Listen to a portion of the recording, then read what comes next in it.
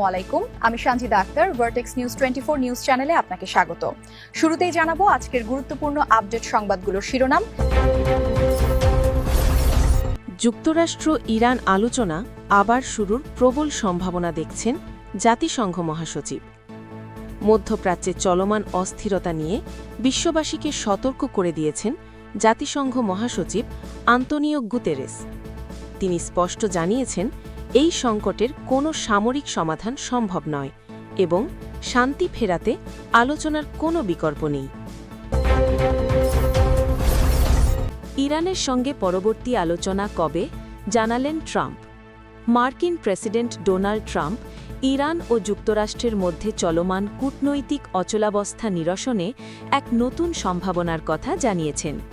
New York পোস্টকে দেওয়া এক সাক্ষাৎকারে তিনি ইঙ্গিত দিয়েছেন যে আগামী 2 দিনের মধ্যেই পাকিস্তানের মধ্যস্থতায় ইরানের সঙ্গে পুনরায় আলোচনা শুরু হতে পারে। হিজবুল্লাহর হামলায় 11 ইসরায়েলি সেনা আহত। দক্ষিণ লেবাননের বিনোদ জেবেইল এলাকায় সোমবার 13 এপ্রিল রাতে হিজবুল্লাহর অতর্কিত হামলায় 11 ইসরায়েলি সেনা আহত হয়েছেন। ইসরায়েলি সংবাদ মাধ্যমের বরাতে আল জাজিরা এই তথ্য জানিয়েছে। তবে টাইমস অফ ইসরায়েলের প্রতিবেদনে 10 জন সেনা আহত হওয়ার কথা উল্লেখ করা হয়েছে। ভারতে তাপ বিদ্যুৎ কেন্দ্রে বিস্ফোরণ, নিহত 11। ভারতের ছত্তিশগড় রাজ্যের একটি তাপ বিদ্যুৎ কেন্দ্রে বয়লার বিস্ফোরণে 11 জন নিহত হয়েছেন। আহত হয়েছেন আরও 22 কর্মচারী। তাদের বিভিন্ন হাসপাতালে চিকিৎসা দেওয়া হচ্ছে। মঙ্গলবার রাতে সংবাদ সংস্থা পিটিআই এ তথ্য জানিয়েছে। পুলিশের আশঙ্কা, দুর্ঘটনাস্থলের বয়লার রুমে এখনও কয়েকজন শ্রমিক আটকে থাকতে পারেন, ফলে মৃতের সংখ্যা আরও বাড়তে পারে। ওয়াশিংটনে আলোচনার মধ্যেই লেবাননে ভয়াবহ হামলা চালালো ইসরায়েল। একদিকে ওয়াশিংটনে যখন কূটনৈতিক আলোচনা চলছে, অন্যদিকে দক্ষিণ লেবাননে ইসরায়েলি হামলা আরও জোরালো হয়েছে। সাধারণ মানুষের আশা ছিল ইরানের সাথে হওয়া যুদ্ধবিরতির আওতায় লেবাননকেও রাখা হবে, কিন্তু বাস্তবে তার কোনো প্রতিফলন দেখা যাচ্ছে না। ফলে জনমনে চরম আতঙ্ক ও হতাশা ছড়িয়ে পড়েছে। খবর আল জাজিরার। হাটহাজারীতে কন্যা শিশুকে আছাড় মেরে হত্যার দায়ে অভিযুক্ত বাবা আটক। চট্টগ্রামের হাটহাজারীতে 2 মাসের এক কন্যা শিশুকে আছাড় মেরে হত্যার দায়ে তার বাবাকে আটক করেছে পুলিশ। ঘটনার 24 ঘণ্টা না পেরুতেই মোহাম্মদ ওসমান গনিকে 30 বছর আটক করা হয় বলে জানিয়েছে আইন শৃঙ্খলা বাহিনী।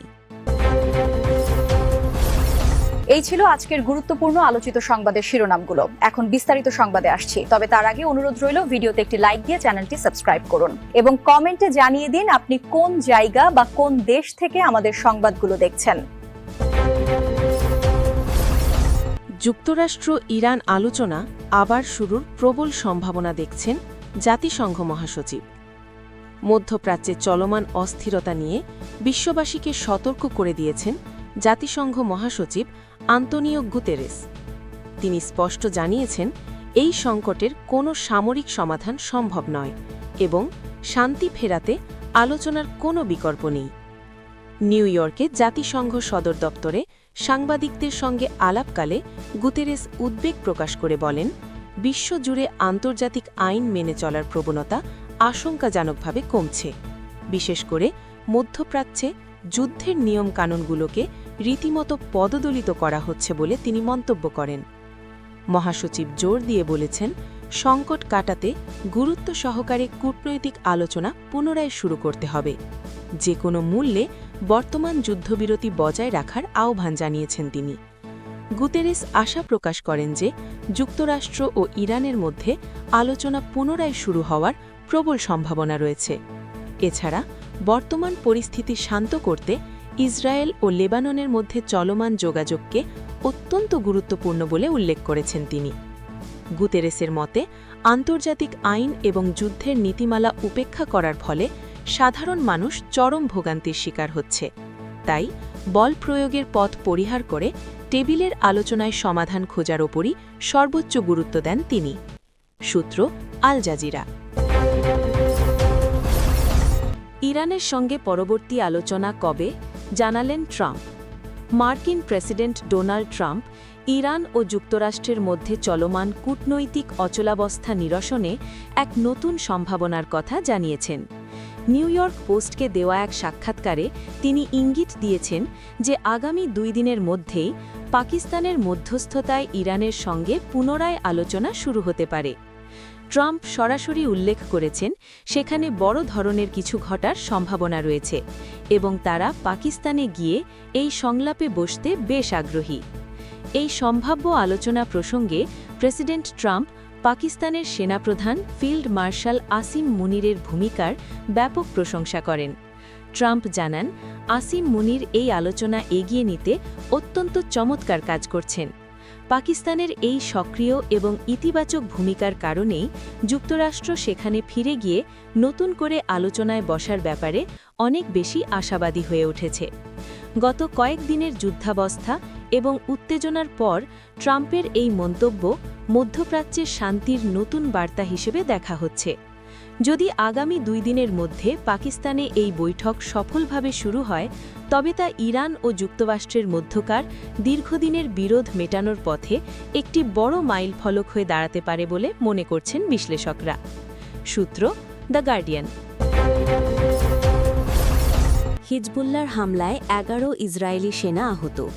দক্ষিণ লেবাননের বিনোদ জেবেইল এলাকায় সোমবার 13 এপ্রিল রাতে হিজবুল্লাহর অতর্কিত হামলায় 11 ইসরায়েলি সেনা আহত হয়েছেন। ইসরায়েলি সংবাদ মাধ্যমের বরাতে আল জাজিরা এই তথ্য জানিয়েছে।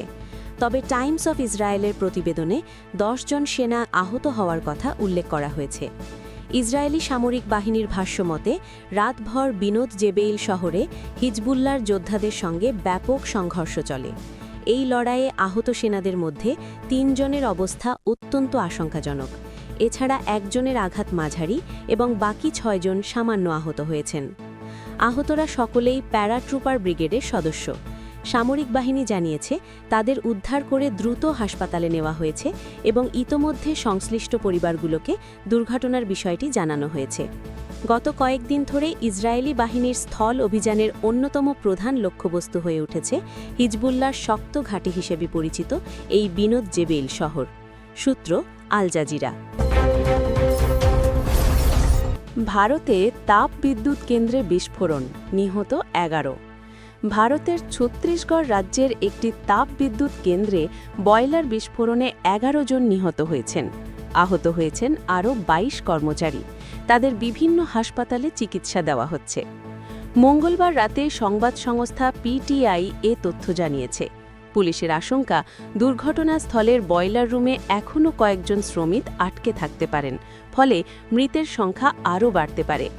প্রাথমিক তথ্যে জানা গেছে, মঙ্গলবার দুপুরে ছত্তিশগড় রাজ্যের শক্তি জেলার সিংঘিতারাই গ্রামে বেদান্ত লিমিটেডের বিদ্যুৎ কেন্দ্রে একটি বয়লার টিউবে বিস্ফোরণ ঘটে। খবর পেয়ে দ্রুত ঘটনাস্থলে পৌঁছে উদ্ধার কাজ শুরু করে স্থানীয় প্রশাসন ও পুলিশ। জেলার পুলিশ সুপার প্রফুল্ল ঠাকুর জানান, ঘটনাস্থলেই 4 শ্রমিক মারা যান। পরে হাসপাতালে চিকিৎসাধীন অবস্থায় আরও 7 জনের মৃত্যু হয়।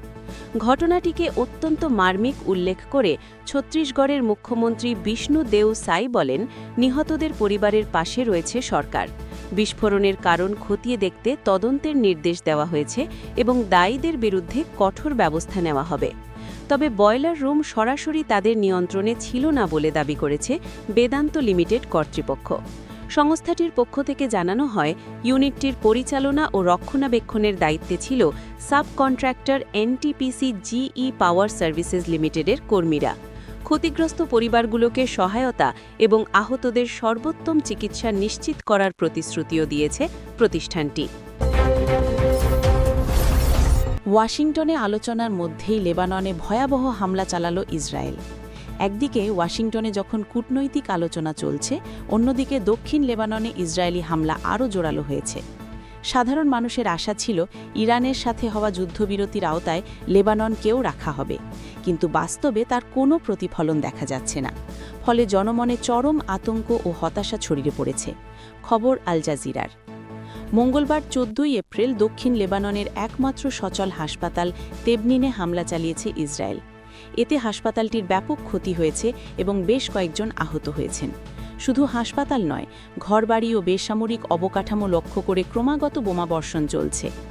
জাতিসংঘ নির্ধারিত সীমান্ত বা ব্লু লাইন সংলগ্ন এলাকাগুলোতে ইসরায়েলি সৈন্যরা অবস্থান নিয়ে পদ্ধতিগতভাবে ধ্বংসযজ্ঞ চালাচ্ছে। বসতবাড়ি, কৃষিজমি ও গুরুত্বপূর্ণ স্থাপনা গুঁড়িয়ে দেওয়া হচ্ছে। অভিযোগ উঠেছে একটি তথাকথিত বাফার জোন তৈরির লক্ষ্যেই ইসরায়েল এই ধ্বংসলীলা চালাচ্ছে। বর্তমানে লেবাননে প্রায় 10 লাখেরও বেশি মানুষ অভ্যন্তরীণভাবে বাস্তুচ্যুত। এর মধ্যে অন্তত 6 লাখ মানুষই দক্ষিণ লেবাননের বাসিন্দা। যুদ্ধবিরতি বা কোনো স্থায়ী চুক্তি না হওয়া পর্যন্ত এই বিপুল সংখ্যক মানুষের ঘরে ফেরা অনিশ্চিত হয়ে পড়েছে। লেবাননের সাধারণ মানুষের দাবি একটাই, যুদ্ধবিরতি। কিন্তু কূটনৈতিকদের আলোচনার টেবিল আর মাঠের পরিস্থিতির মধ্যে বিস্তর ফারাক থাকায় আগামী দিনগুলো নিয়ে গভীর উদ্বেগ তৈরি হয়েছে। হাটহাজারীতে কন্যা শিশুকে আছাড় মেরে হত্যার দায়ে অভিযুক্ত বাবা আটক। চট্টগ্রামের হাটহাজারীতে 2 মাসের এক কন্যা শিশুকে আছাড় মেরে হত্যার দায়ে তার বাবাকে আটক করেছে পুলিশ। ঘটনার 24 ঘণ্টা না পেরুতেই মোহাম্মদ ওসমান গনিকে 30 বছর আটক করা হয় বলে জানিয়েছে আইন শৃঙ্খলা বাহিনী। মঙ্গলবার 14 এপ্রিল দিনগত রাত 11:50 দিকে উপজেলার 12 নম্বর চিকনদণ্ডী ইউনিয়নের আমান বাজার এলাকা থেকে তাকে আটক করা হয়। রাত 12:30টার দিকে বিষয়টি নিশ্চিত করেন হাটহাজারী মডেল থানার উপপরিদর্শক রূপন নাথ।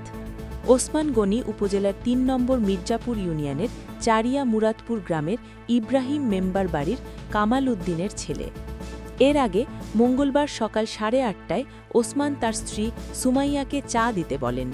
রাতে বাচ্চা না ঘুমানোর বিষয় নিয়ে এ সময় তাদের মধ্যে কথা কাটাকাটি হয়। এক পর্যায়ে ওসমান তার স্ত্রীর কোল থেকে 2 মাসের শিশুকন্যা সাফরিনা জান্নাত মাহিকে মাটিতে আছাড় দেয়। এতে শিশুটি গুরুতর আহত হয়ে নিস্তেজ হয়ে পড়ে। এ সময় শিশুটির মা সুমাইয়ার চিৎকার শুনে আশেপাশের স্থানীয় লোকজন ছুটে এসে তাকে উদ্ধার করে উপজেলা স্বাস্থ্য কমপ্লেক্সে নিয়ে যায়। হাসপাতালের জরুরি বিভাগে কর্তব্যরত চিকিৎসক মেডিকেল অফিসার ডাক্তার SM মেজবা উল করিম শিশুটিকে মৃত ঘোষণা করেন। হাটহাজারী মডেল থানার SI মোহাম্মদ হাবিবুর রহমান ফোর্স সহ উপজেলা স্বাস্থ্য কমপ্লেক্সে গিয়ে শিশুটির লাশ উদ্ধার করেন। পরে ময়নাতদন্তের জন্য চট্টগ্রাম মেডিকেল কলেজ চমেক হাসপাতালে পাঠান। ঘটনার সত্যতা নিশ্চিত করে হাটহাজারী মডেল থানার OC মোহাম্মদ জাহিদুর রহমান জানান, ঘটনার পর ওসমান গনি আত্মগোপনে ছিল, তবে 24 ঘণ্টা না পেরুতে তাকে আটক করা হয়েছে। এ ঘটনায় ওসমান গনির ভাই রুম্মানকেও আটক করা হয়েছে এবং আইনানুগ ব্যবস্থা প্রক্রিয়াধীন রয়েছে বলে জানান তিনি।